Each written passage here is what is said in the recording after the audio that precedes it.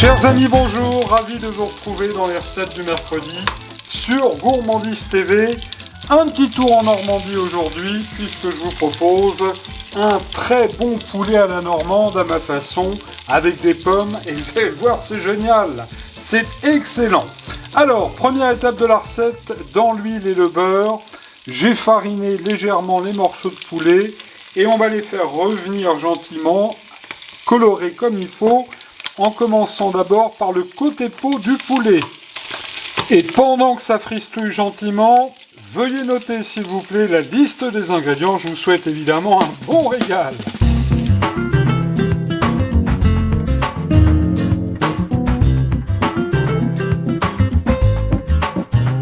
Voici les ingrédients pour 2 personnes. Il vous faudra 2 belles cuisses de poulet fermier ou autres morceaux, selon vos envies. 2 pommes Granny Smith, 2 échalotes, 1 cuillère à soupe de persil haché, 150 g de champignons de Paris, 15 centilitres de crème fraîche épaisse, 10 g de beurre, 1 cuillère à soupe d'huile, 10 centilitres de vin blanc sec, une belle cuillère à soupe de calvados, enfin le sel et le poivre du moulin.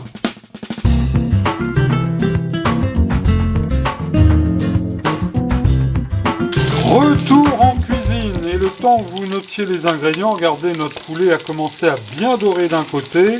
Alors évidemment, on va le retourner, et on fait dorer le poulet à feu moyen, on ne fait pas brûler la viande, on est patient. Là on va faire vraiment un bon plat qui va vous ravir, parce que les jours en plus se rafraîchissent un peu en cette fin mars. Alors une fois bien doré de chaque côté, surtout feu doux, je précise, c'est important, vous allez comprendre pourquoi. On va tout de suite poivrer la volaille, un soupçon de poivre, une petite lichette de poivre, à peine.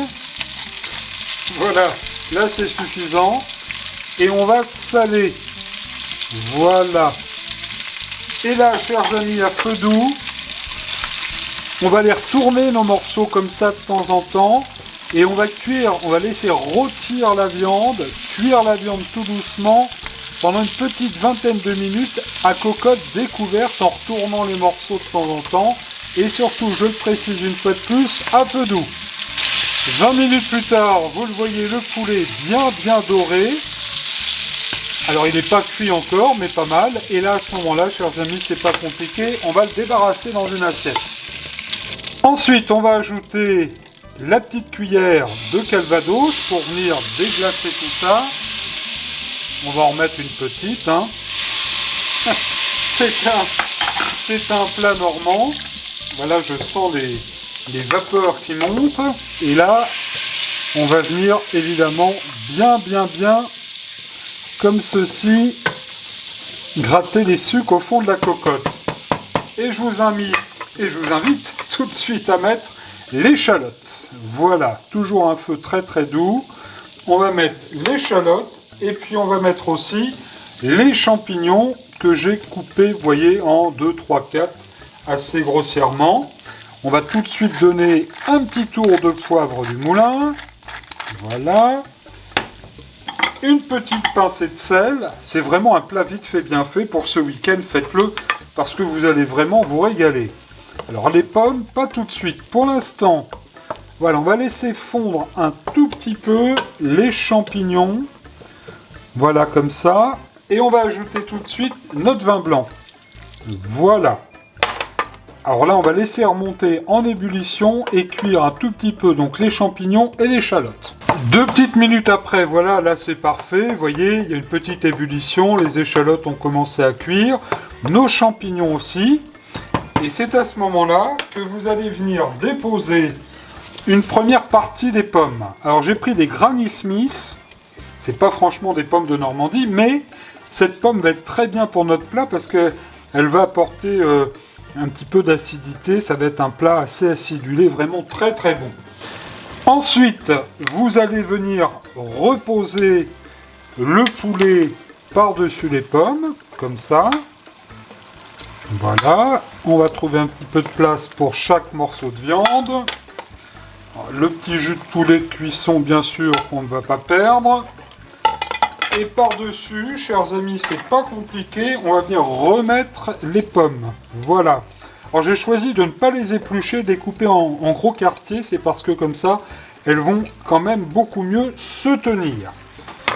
Voilà qui est fait. Un petit tour de poivre du moulin sur l'ensemble, pour apporter un petit côté peps à la recette.